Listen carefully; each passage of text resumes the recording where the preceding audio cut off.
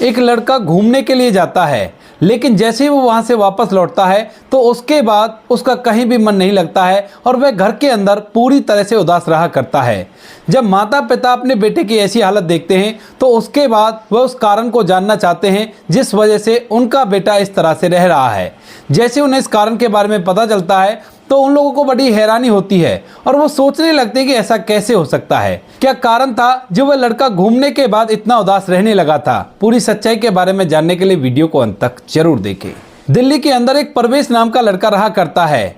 परवेश जो कि अपने माता पिता की इकलौती संतान है और उसने पढ़ाई लिखाई कर ली है। उसके पिता के पास ढेर सारा रुपया पैसा है, एक बिजनेस है जिसे वो चलाया करते हैं, जिस बिजनेस से अच्छी खासी इनकम जनरेट हो जाती है। अब पिता जब उससे बिजनेस को संभालने के लिए कहते हैं तो उसके बाद बेटा कहने लगता है कि पिताजी अभी मैं बिजनेस को तो संभाल लूंगा, लेकिन उससे पहले मैं एक आखिरी बार घूमना चाहता हूं। दरअसल जो परवेश है उसे घूमना फिरना काफ़ी ज़्यादा अच्छा लगता है और वह अलग अलग जगहों पर जाकर घूमा फिरा करता था। इसके बाद जब माता पिता अपने बच्चे की इच्छा सुनते हैं तो उससे कह देते हैं कि ठीक है बेटा, कोई बात नहीं, तो घूम ले, कोई भी परेशानी नहीं है। इसके बाद जो परवेश होता है वहाँ से अपना थोड़ा बहुत सामान लेता है और बिल्कुल साधारण तरीके से अपना एक बैग तैयार करता है और उस बैग को लेकर वैसे ही निकल जाता है। जाने को तो वह गाड़ी से भी जा सकता था, लेकिन उसे ये सब कुछ पसंद नहीं था। वो तो इस तरह से घूमना चाहता था कि जहाँ से मन करे वहाँ को निकल जाओ और कोई भी रोक टोक वाली जगह ना हो। यानी कि कई जगह ऐसी होती है जहाँ पर गाड़ी को ले जाना संभव नहीं होता है, लेकिन वह उन सभी जगहों को एक्सप्लोर करना चाहता था। तो इसी वजह से वो अपना बैग पैक करता है और हिमाचल के लिए निकल जाता है। हिमाचल जाने के बाद उसको पता चलता है कि पालमपुर बहुत अच्छी जगह है और वहां पर वो पहले कभी घूमने के लिए आया भी नहीं था। तो इसी वजह से वह पालमपुर घूमने के लिए जाता है और वहां पर जाकर पहाड़ों को देखने लगता है, चाय के बागानों को देखने लगता है, पुराने किलों को देखने लगता है। और इनको देखते देखते जैसे वो पहाड़ पर होता है तो उसी दौरान उसे शाम हो जाती है। उसके बाद जब शाम ज़्यादा हो जाती है तो वो सोचने लगता है कि वापस चलता हूँ, कोई होटल ले लेता हूँ और वहीं पर रुककर अपना समय व्यतीत करूँगा, सुबह यहाँ से निकल जाऊँगा। लेकिन जैसे वो वहां से उतरने लगता है तो उसी दौरान एकदम से तेज बारिश आ जाती है और इस बारिश के कारण वह अपना रास्ता भूल जाता है, क्योंकि अंधेरा भी था और बारिश का समय था, ज्यादा उजाला इधर उधर नहीं था और इसी वजह से वह किसी और ही दिशा में निकल जाता है। चलते चलते वह बुरी तरह से भटक गया था और भटकते भटकते वह एक घर पर पहुंच जाता है, जो घर अलग थलग से बना हुआ था और काफी ज्यादा बुरी हालत में था। यानी कि देखने से लग रहा था कि कई सालों से इसकी रिपेयरिंग नहीं हुई है और इस तरह से ये घर कुछ ही दिनों में ढह जाएगा। लेकिन जब परवेश इधर उधर देखता है तो आसपास कोई भी घर नहीं था, तो मजबूरन परवेश को बारिश से बचने के लिए उस घर का दरवाजा खटखटाना पड़ता है। जैसे घर का दरवाजा खटखटाया जाता है तो अंदर से एक 29 साल की महिला दरवाजा खोलती है और वह पूछने लगती है कि हाँ जी, आप कौन हो और आपको किससे काम है। अब इस बात को सुनकर जो परवेश है वो कहने लगता है कि देखिए, मैं यहाँ पर घूमने के लिए आया था, लेकिन अचानक से बारिश और अंधेरा होने के कारण मैं रास्ता भटक गया हूँ। मुझे नहीं पता ये कौन सी जगह है और बारिश भी काफी तेज है। अगर आप बुरा ना माने तो क्या आप मुझे अपने घर में ठहरने के लिए जगह दे सकती हो। अब इसके बाद वह महिला थोड़ी देर तक कुछ सोचती है और सोचने के बाद उसे घर के अंदर बुला लेती है। इसके बाद परवेश घर के अंदर जाता है, तभी वह महिला उसके लिए आग जला देती है और कहती है कि आप बारिश में भीग गए हो, अपने आप को सेक लीजिए और थोड़ा सा रिलैक्स कर लीजिए। इसके बाद परवेश आग सेकने के लिए वहां पर बैठ जाता है और उस घर को अंदर से देखने लगता है। जितनी हालत बाहर से खराब थी उतनी ही हालत घर के अंदर से खराब थी और वह महिला उस घर के अंदर अकेली रहा करती थी। महिला देखने में काफी ज्यादा खूबसूरत थी और परवेश उसके बारे में सोचने लगता है कि यह महिला अकेली यहाँ पर क्या कर रही है और इसे डर नहीं लगता इतनी अकेली जगह पर रहने के लिए। इसके बाद परवेश उससे कुछ कह पाता उससे पहले ही वो महिला उससे चाय के लिए बोलने लगती है और कहती है कि अगर आपको चाहिए तो मैं आपके लिए चाय बना देती हूँ। अब जैसे परवेश चाय का नाम सुनता है तो वो भी इस बात के लिए हामी भर लेता है, क्योंकि एक तो बारिश हो रही थी, बारिश में वो भीग गया था और ऊपर से ठंड भी काफी बढ़ रही थी, तो वह चाय के लिए उसे बोल देता है। अब जो महिला होती है वो थोड़ी देर में उसके लिए चाय बनाकर ले आती है और उसे चाय का कप देकर उसके साथ ही बैठकर अपनी चाय भी पीने लगती है। जब वो दोनों चाय पी रहे थे तभी परवेश नोटिस करता है कि उस घर में उस महिला के अलावा कोई भी नहीं है, शायद वो अकेली ही यहाँ पर रहा करती है। तो अब परवेश से रहा नहीं जाता और वह उससे इस बारे में बात करने लगता है। वह पूछता है कि अगर आप बुरा ना मानो तो आप क्या अकेली इस घर के अंदर रहा करती हो। अब इस बात को सुनकर जो वह महिला होती है एकदम से उसकी आंखें नम सी हो जाती हैं और वह कुछ भी नहीं कह पाती और उठकर वहां से चली जाती है। इसके बाद परवेश सोचने लगता है कि शायद मैंने कोई गलती कर दी है, तो इसी वजह से वह उस महिला से माफी मांगने लगता है। अब महिला जब परवेश को माफी मांगते हुए देखती है तो उससे कहने लगती है कि अरे नहीं नहीं, ऐसी कोई बात नहीं है, आपको माफी मांगने की कोई जरूरत नहीं है। कोई भी व्यक्ति अगर इस कंडीशन में होता जिस कंडीशन में आप है तो वो ये बात जरूर पूछता। दरअसल मैं विधवा हूं और मेरे पति की मौत काफी दिनों पहले हो चुकी है। हमारे पास केवल यही घर है और इस घर के अंदर मैं अकेली ही रहा करती हूं। पति तो है नहीं। अब मैं अपना प्राइमरी स्कूल में बच्चों को पढ़ाकर अपना गुजारा किया करती हूं और ऐसे ही अपने जीवन को जी रही हूं। यह सब कुछ देखकर परवेश को उस महिला के बारे में बड़ा ही बुरा लगता है, क्योंकि वह महिला देखने में काफी ज्यादा खूबसूरत थी और उसका व्यवहार भी बड़ा ही अच्छा था। जिस तरह से परवेश को उसने आदर सम्मान के साथ घर के अंदर बुलाया था और उसे पीने के लिए चाय भी दी थी, यह सब कुछ उसके दिल को छू गया था और वह और भी उस महिला के बारे में जानना चाहता है। तो इसके बाद जो परवेश होता है उस महिला से बात करने लगता है।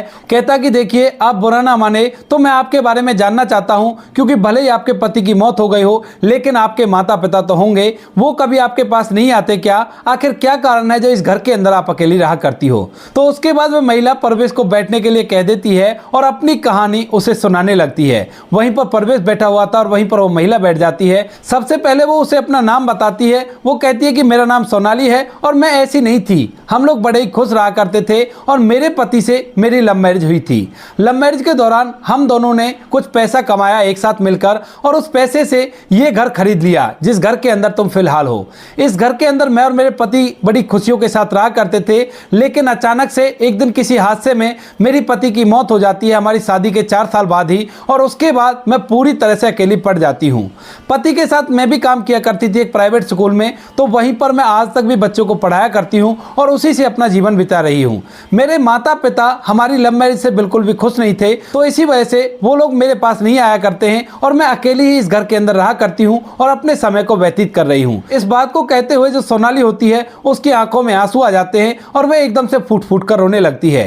जब सोनाली रोने लगती है तो जो परवेश होता है वो खड़ा होता है और उसको चुप कराने की कोशिश करता है और कहता है कि आप रोइए मत, मेरी वजह से आप रो रही हो, ये बात मैं बिल्कुल भी सहन नहीं कर सकता। अब इस बात को सुनकर सोनाली अपने आप को संभालती है और कहती है कि नहीं नहीं, आपको शर्मिंदा होने की जरूरत नहीं है, ये आपकी वजह से नहीं है, ये तो मेरे दुख है। जब भी कभी मुझे उनकी याद आया करती है तो मैं इसी तरह से रोने लगा करती हूँ। थोड़ी देर तक माहौल गमगीन हो जाता है और उसके बाद सब कुछ शांत हो जाता है। इसके बाद जो सोनाली होती है वह परवेश से उसके बारे में पूछने लगती है, तो परवेश भी अपने बारे में बता देता है कि मैं दिल्ली का रहने वाला हूँ और माता पिता की इकलौती संतान हूँ और मुझे घूमने का काफी ज्यादा शौक है। अक्सर जब मैं पढ़ा करता था जब भी घूमने के लिए निकल जाया करता था और इसी तरह से आज घूमने के लिए निकला हूँ, लेकिन यहाँ पर आकर अचानक से बारिश आ गई और उसी वजह से मैं आपके घर में आ गया हूँ। इस बात को सुनने के बाद जो सोनाली होती है वो उसे खाना खाने के लिए पूछने लगती है, तो परवेश पहले तो मना करता है, लेकिन उसने अभी तक खाना नहीं खाया था। वो तो यही सोच रहा था कि होटल पहुंचने के बाद मैं खाना खाऊंगा, लेकिन फिलहाल वो सोनाली को ज्यादा परेशान नहीं करना चाहता था, तो इसी वजह से वो मना कर देता है। इसके बाद सोनाली उसके चेहरे के भाव को पहचान जाती है कि इसे भूख लगी है और कहने लगती है कि नहीं कोई बात नहीं, मैं खाना बना देती हूँ, मैंने भी खाना नहीं खाया है, अगर आप खाना खाओगे तो मैं भी बना लूंगी और मैं भी खा लूंगी। इसके बाद परवेश भी हामी भर लेता है, तो सोनाली उन दोनों के लिए खाना बनाकर वहीं पर ले आती है जहां पर वो लोग बैठे हुए थे और दोनों एक साथ बैठकर खाना खाने लगते हैं। अब वो दोनों एक दूसरे को जान पहचान गए थे, तो दोनों को एक दूसरे से बिल्कुल भी भय नहीं लग रहा था और बिल्कुल भी ये नहीं लग रहा था कि दोनों एक दूसरे के लिए अनजान हैं। इसके बाद दोनों आराम से वहां पर बैठकर खाना खाते हैं और खाना खाने के बाद और भी उनमें ढेर सारी बातें होने लगती है। परवेश अपने माता पिता के बारे में बताता है, इधर सोनाली भी अपने माता पिता के बारे में बताती है और बताते बताते वो दोनों एक दूसरे से हंस हंस कर बातें करने लगते हैं। और बातों के दौरान परवेश कहने लगता है कि देखिए अभी तो आपकी उम्र ज्यादा भी नहीं है और आप देखने में भी काफी ज्यादा खूबसूरत हो, तो क्यों ना आपको दूसरी शादी कर लो और उसके बाद हंसी खुशी अपना जीवन व्यतीत करो। लेकिन तभी सोनाली फिर से उदास हो जाती है और कहने लगती है कि मैं तो अभागन हूँ, मुझसे भला दूसरी शादी कौन करेगा, कौन भला एक विधवा से शादी करने के लिए तैयार होगा। ऐसा कहते हुए जैसे ही उदास होती है तो उसके बाद जो परवेश होता है वो एक छोटा सा मजाक उससे कर देता है और कह देता है कि आपके पीछे तो लड़कों की लाइन लग जाएंगे, आप एक बार हमारे साथ दिल्ली में चलिए। ऐसा कहते हुए सोनाली के चेहरे पर थोड़ी सी मुस्कान आ जाती है और उसके बाद दोनों हंसने लगते हैं। हंसते खिलखिलाते पूरी रात उनकी ऐसे बीत जाती है, उन लोगों को पता भी नहीं चलता और सुबह हो गई थी और अब तक बारिश भी बंद हो गई थी। जैसे ही बारिश बंद होती है और परवेश को पता चलता है कि पूरी रात भर ऐसे बीत गई है तो उसके बाद वह वहां से जाने के लिए कहने लगता है और कहता है कि देखिए अब मुझे जाना होगा, अगर किसी ने मुझे यहाँ पर देख लिया तो आपकी बदनामी हो जाएगी और मैं नहीं चाहता कि मेरी वजह से आपको कुछ भी झेलना पड़े। ऐसा कहकर प्रवेश वहां से जाने लगता है, लेकिन जैसे ही सोनाली प्रवेश के जाने का नाम सुनती है तो एकदम से उसके चेहरे पर अजीब सी खामोशी आ गई थी, मानो वो कह रही हो कि तुम मत जाओ और यहीं पर रुक जाओ। इसके बावजूद भी जो प्रवेश होता है वहां से अपने उस सामान को लेता है जो सामान उसके पास था और उसे लेकर दरवाजा खोलकर जाने लगता है। सोनाली उसके पीछे पीछे दरवाजे तक पहुंच जाती है और जब प्रवेश जा रहा था तो वह उसकी तरफ बड़ी अजीब निगाहों से देख रही थी, मानो वो चीख चीख कर कहना चाहती हो कि तुम रुक जाओ, और वो फूट फूट कर रोना भी चाहती हो उसके जाने के गम में। इसके बाद प्रवेश थोड़ी आगे जाकर जब पीछे मुड़ता है तो उसे भी सोनाली का वो चेहरा दिखाई दे जाता है और इस चेहरे को देखने के बाद उसके दिमाग में अजीब सी बेचैनी घूमने लगती है। दरअसल अब तक वह भी सोनाली से काफी ज्यादा घुल मिल चुका था, लेकिन फिलहाल उसे जाना था, यहाँ पर वो नहीं रुक सकता था। इसके बाद जो प्रवेश होता है धीरे धीरे वहां से अपने घर आ जाता है, लेकिन घर आने के बावजूद भी वो इसी तरह से उदास और हताश रहता है। माता पिता स्टार्टिंग में सोचते हैं कि हो सकता है अभी अभी घूम कर आया हो तो इसी वजह से उदास हो, लेकिन जैसे 4-5 दिन बीत जाते हैं तब तक भी प्रवेश का यही हाल होता है। ना तो घर वालों से वो अच्छी तरह से बात करता है, क्योंकि पहले जब कभी वो घूमने के लिए जाया करता था तो उस समय में उन्हें ढेर सारी बातें बताया करता था, कहा करता था कि इस तरह की जगह थी और आपको भी घूमना चाहिए, लेकिन इस बार उसने ऐसा कुछ भी नहीं कहा था। वह चुपचाप खाना पीना खाया करता और खाना पीना खाने के बाद अपने कमरे में आराम करने के लिए चला जाया करता। जब पिता ये सब कुछ देखते हैं तो उनसे रहा नहीं जाता और एक दिन जब उनका बेटा उनके साथ बैठकर खाना खा रहा था तो वह इस बात को छेड़ देते हैं और कहने लगते हैं कि बेटा जब से तू घूम कर आया है तेरे साथ कुछ ना कुछ तो अजीब हुआ है जिस वजह से तुम इतना उदास रहा करते हो। अब पहले तो प्रवेश इस बात को टालने की कोशिश करता है, लेकिन माता पिता को अपने बच्चे के बारे में सब कुछ पता था और वह जान जाते हैं कि बच्चा झूठ बोलकर इस बात को टाल रहा है। तो उसके बाद वह उससे पूछने लगते हैं कि बेटा आखिर बात क्या है, आप हमें बता सकते हो, हम तुम्हारे माता पिता हैं। तो इसके बाद प्रवेश पूरी कहानी जो कुछ भी उसके साथ हुआ था और जिस वजह से वो उदास था अपने माता पिता को बता देता है।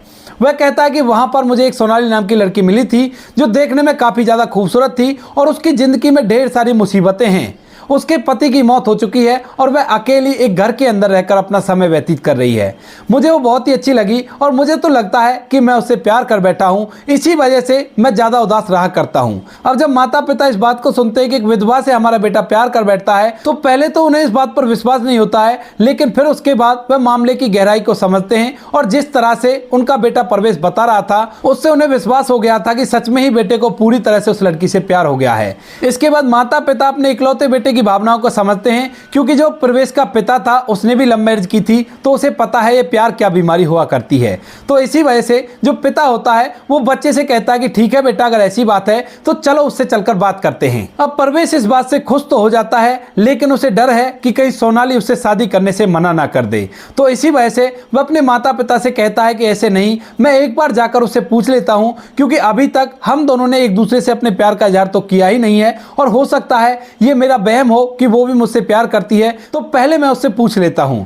यह कहकर वह दोबारा से वहां से पालमपुर के लिए निकल जाता है और सोनाली के घर पे जाकर उसकी डोरबेल बजा देता है। इसके बाद सोनाली जैसी देखती है कि कोई उसके घर के दरवाजे पर आया है तो उसके बाद वह दरवाजा खोलती है और दरवाजा खोलते ही जब उसको सामने प्रवेश दिखाई देता है तो उसके चेहरे पर एक बहुत ही अच्छी खुशी आ जाती है और उसके चेहरे की चमक साफ साफ दिखाई दे रही थी। इन बातों से प्रवेश को आभास तो होता है, लेकिन दरवाजे पर ही वह उससे पूछने लगता है इस बारे में कि मैं तुमसे शादी करना चाहता हूं, अगर तुम मुझे पसंद करती हो तो बता दो। अब इस बात को सुनते ही सोनाली को समझ में नहीं आता और वह सोचने लगती है कि शायद वो सपना देख रही है। तो उसके बाद वह दरवाजे को बंद करके चली जाती है, लेकिन जो प्रवेश होता है वह दोबारा से दरवाजे को खटखटाता है और सोनाली जब दोबारा से दरवाजे की खटखटाहट सुनती है तो उसे विश्वास हो जाता है कि ये कोई सपना नहीं है, ये तो हकीकत है। उसके बाद वह दरवाजा खोलती है और दरवाजा खोलने के बाद दरवाजे पर ही जो प्रवेश होता है उसे अपने गले से लगा लेती है। इसके बाद प्रवेश भी समझ समझ गया था कि सोनाली की तरफ से हाँ है और उसके बाद वो दोनों उस घर में चले जाते हैं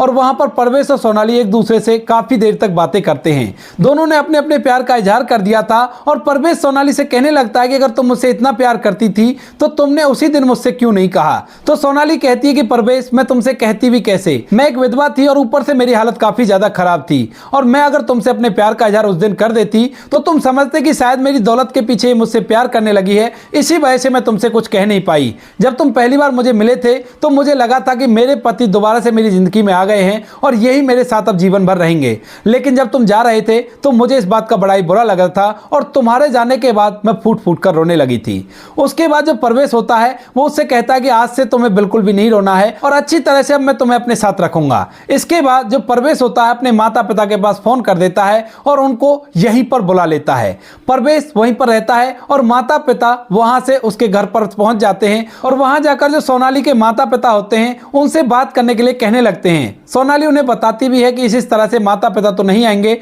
लेकिन जो परवेश का पिता होता है वो कहता है कि बेटी एक बार अपने माता पिता का नंबर तो दो, मैं भी तो उनसे बात करूं, देखूं कि वो कैसे नहीं आते हैं। इसके बाद परवेश के पिता सोनाली के माता पिता से बात करते हैं और उन्हें बताते हैं कि आपकी बेटी से मेरा बेटा शादी करना चाहता है, आप लोगों को भी शादी में आना होगा।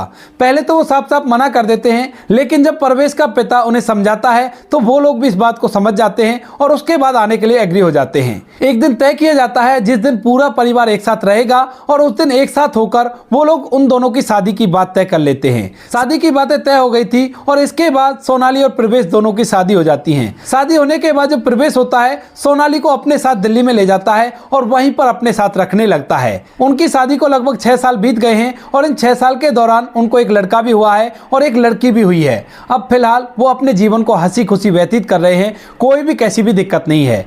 जो प्रवेश होता है उसने उस पालमपुर वाले घर को जो सोनाली के नाम था उसको अच्छी तरह से बनवा दिया है और उसकी रिपेयरिंग भी करवा दी है। कभी कभार वो वहां पर घूमने के लिए जाया करते हैं और जब सोनाली के अड़ोसी पड़ोसियों को सोनाली के बारे में पता चलता है तो वो लोग भी इस बात की खुशी मनाते हैं कि अच्छा हुआ इसकी भी जिंदगी संवर गई, क्योंकि उन लोगों को पता था कि सोनाली कितनी परेशान है अकेले जिंदगी जी जी कर। तो दोस्तों ये थी आज की कहानी, जहां पर एक लड़की जिसने प्यार किया लेकिन प्यार करने के बाद उसका जीवन साथी छोड़ जाता है और दोबारा से उसको प्यार होता है और जिंदगी अच्छी तरह से व्यतीत कर रही है। आप क्या कहना चाहते हो इस कहानी के बारे में? आपकी जो भी राय कमेंट सेक्शन में लिख सकते हो, लोगों के साथ शेयर कर सकते हो। वीडियो अगर अच्छी लगे हो तो वीडियो को लाइक और चैनल को सब्सक्राइब जरूर करें ताकि हमें थोड़ा सा हौसला मिले आप लोगों के लिए ऐसे अच्छे वीडियो बनाने के लिए। इन कहानियों को सुनाने का उद्देश्य किसी को परेशान करना बिल्कुल भी नहीं है। ये कहानी आपको इसलिए सुनाई जाती है ताकि आप लोग इन कहानियों में से कुछ ना कुछ सीख सको और अपने जीवन में उस चीज को अप्लाई कर सको। अब बारी आती है हमारे कुछ प्यारे सब्सक्राइबर की जिनके कमेंट हमारे दिल को छू जाते हैं और ऐसी अच्छी वीडियो बनाने के लिए मोटिवेट करते हैं। सबसे पहला नाम है मोनिका जी। मोनिका जी ने हमारी पिछली वीडियो पर बहुत ही अच्छा कमेंट किया है, तो मोनिका जी आपका तहे दिल से धन्यवाद अपना कीमती वक्त निकालकर हमें इस लायक समझने के लिए। दूसरा नाम आता है सुरेश कुमार जी जो कि गाजियाबाद के रहने वाले हैं। तो सुरेश कुमार जी आपका तहे दिल से धन्यवाद अपना कीमती वक्त निकालकर हमें इस लायक समझने के लिए। आप लोग जब इतनी दूर दूर से हमारा वीडियो देखते हो तो हमें लगता है कि हम भी कुछ ना कुछ कर रहे हैं। तो सुरेश कुमार जी एक बार फिर से आपका तहे दिल से धन्यवाद। तीसरा नाम आता है doctor BK Agarwal. Doctor BK Agarwal ji आपका तहे दिल से धन्यवाद अपना कीमती वक्त निकालकर हमें इस लायक समझने के लिए। चौथा नाम आता है एसके चौरसिया। तो एसके चौरसिया जी आपका भी तहे दिल से धन्यवाद अपना कीमती वक्त निकालकर हमें इस लायक समझने के लिए। जिन लोगों के नाम रह गए हैं वो लोग बुरा ना माने, आप लोगों का नाम भी किसी आने वाली वीडियो में आ जाएगा। एक वीडियो में इतने सारे नाम लेना पॉसिबल नहीं होता है, अगर मैं नाम ही लेता रहूंगा तो कंटेंट के लिए जगह ही नहीं बचेगी। तो आप लोग हमें इसी तरह से अच्छे कमेंट भेजते रहिए और मोटिवेट करते रहिए, आने वाली किसी वीडियो में आपके नाम भी आ जाएंगे। मिलते हैं किसी नेक्स्ट वीडियो में नए टॉपिक के साथ, तब तक के लिए जय हिंद, जय भारत, जय हिंदुस्तान।